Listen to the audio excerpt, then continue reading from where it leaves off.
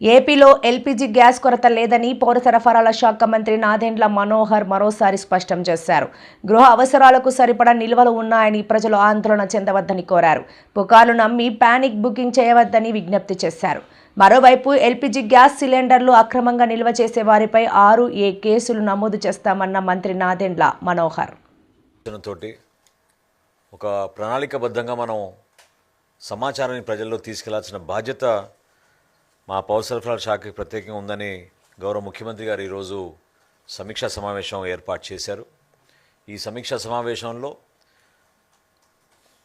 సంబంధించిన శాఖల నుంచి ఉన్నతాధికారులు, ప్రత్యేకంగా మా కమిషనర్ గారు సౌరభ్ గౌర్ గారు, అదేవిధంగా మా డైరెక్టర్ సివిల్ సప్లైస్ నూపూర్ గారు, వీరితో పాటు స్కూల్ ఎడ్యుకేషన్ నుంచి, ఎండోమెంట్స్ నుంచి, అదేవిధంగా సంక్షేమ హాస్టల్స్ విషయంలో అక్కడి గురించి కూడా చర్చించుకోవడానికి, ఎనర్జీ డిపార్ట్మెంట్ నుంచి మరియు వ్యవసాయ శాఖ నుంచి కూడా మేము సమీక్షించుకోవడం జరిగింది.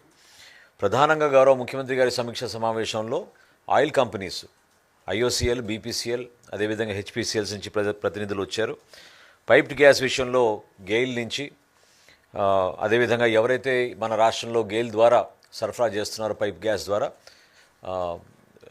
వాళ్ళందరూ కూడా ఒక 5 ప్రతినిధులు వాళ్ళు కూడా ఈ సమావేశంలో పాల్గొని గౌరవ ముఖ్యమంత్రి గారికి అనేక అంశాలపైన కొంచెం క్లారిటీ, జరుగుతున్న వాస్తవ పరిస్థితులు అందించారు.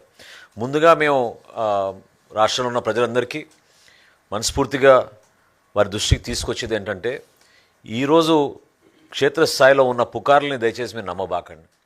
ఒక ఆందోళన సృష్టించడానికి కొంతమంది సోషల్ మీడియాలో అనేక పోస్టులు ఏర్పాటు చేయడం, రకరకాలుగా సమాచారం ప్రజల్లో ఒక భయోందోళన క్రియేట్ చేయడానికి తీసుకెళ్తున్న పరిస్థితిని ఖచ్చితంగా మేము సమర్థవంతంగా ఎదుర్కొంటున్నాం.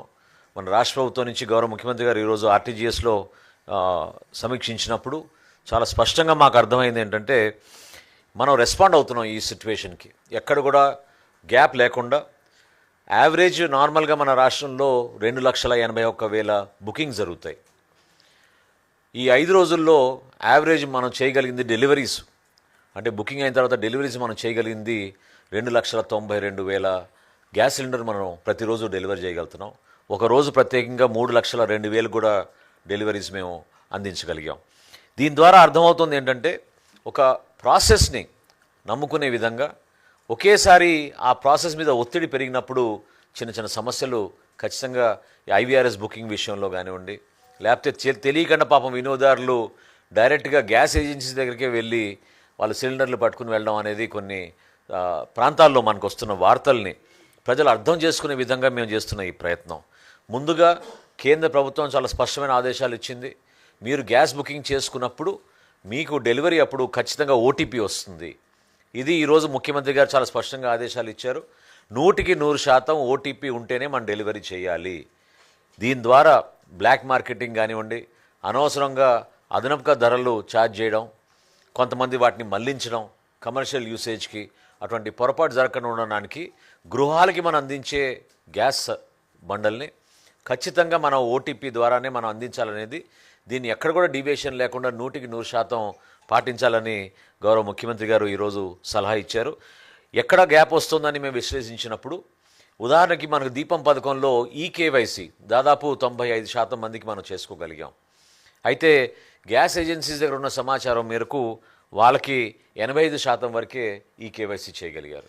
సో ఈ 15%, 10% గ్యాప్ ఏదైతే ఉందో దానికి కారణాలు కూడా ఈరోజు ఈ సమీక్షా సమావేశంలో బయటకు వచ్చినాయి.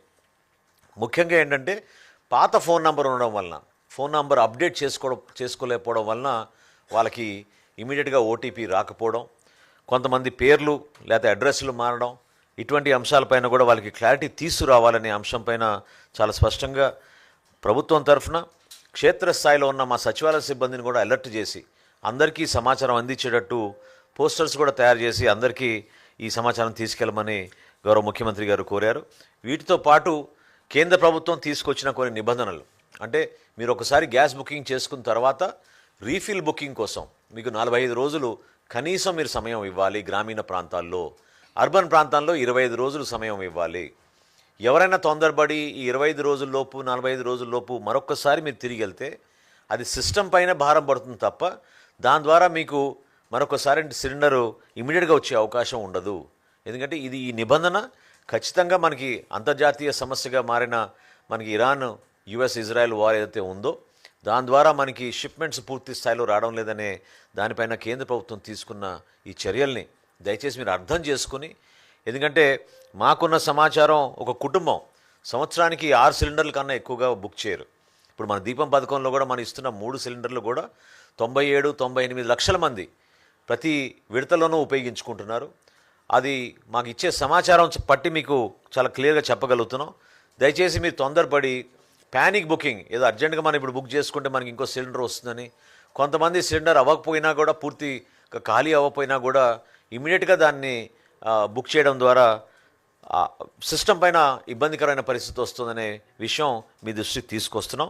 ఉదయం కూడా కమిషనర్ గారు నేను రాష్ట్రంలో ఉన్న జాయింట్ కలెక్టర్లు అందరితో కూడా టెలికాన్ఫరెన్స్ ఏర్పాటు చేశాం.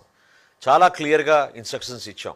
ప్రధానంగా ఏంటంటే మనకి పాఠశాలలు, హాస్పిటల్స్, అదేవిధంగా వెల్ఫేర్ సంక్షేమ హాస్టల్స్ ఎక్కడ కూడా ఇబ్బంది కలగకుండా వాళ్ళకి అందించాల్సిన సరఫరాని ఒక ప్రయారిటీ బేసిస్లో తీసుకెళ్ళమని కోరడం జరిగింది. బ్లాక్ మార్కెట్ పైన ఉక్కుపాదంతో ఎక్కడైతే ఏజెన్సీలు కానీ గ్యాస్ ఏజెన్సీలు ప్రత్యేకంగా డైవర్షన్ ఎక్కడ జరుగుతుంటే డొమెస్టిక్ యూసేజ్కి ఉపయోగించాల్సిన సిలిండర్స్ కమర్షియల్గా తీసుకెళ్తుంటే ఖచ్చితంగా వాళ్ళపైన 6A కేసెస్ నమోదు చేయమని ఈరోజు స్పష్టంగా చెప్పాం. ఇప్పటి వరకు ఈ 5-6 రోజుల్లో 616 కేసులు బుక్ చేశాం. సుమారు 2500 గ్యాస్ సిలిండర్స్ మేము సీజ్ చేయడం జరిగింది.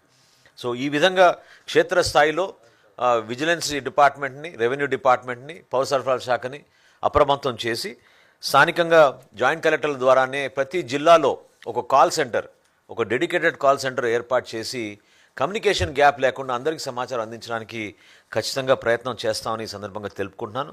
అదేవిధంగా వినియోగదారులు కొంతమంది ఆందోళన చెందుతున్నారు. ఫోన్ చేస్తే ఫోన్ ఎత్తడం లేదు, లేకపోతే సమాచారం రావడం లేదని. దయచేసి మీరు గమనించాలి. ఈ 3 ఆయిల్ కంపెనీలు కూడా చాలా క్లియర్గా, ఒకటేమో మొబైల్ యాప్ ద్వారా, ఒకటేమో ఫోన్ కాల్ ద్వారా, అంటే IVR సిస్టమ్ ద్వారా మీరే బుక్ చేసుకోవచ్చు. మూడోది వాట్సాప్ ద్వారా కూడా మీరు బుక్ చేసుకోవచ్చు. నాలుగోది మీరు చాలా క్లియర్గా మిస్డ్ కాల్ ఇస్తేనే మీకు తిరిగి మళ్ళీ మీ బుకింగ్ చాలా స్పష్టంగా రిజిస్టర్ అవుతుంది. ఇదే కాకుండా మనకి మొబైల్ ఫోన్లో ఉన్న వాలెట్స్, అంటే మన ఫోన్పే కానివ్వండి, ఇతర పేమెంట్ మెకానిజమ్స్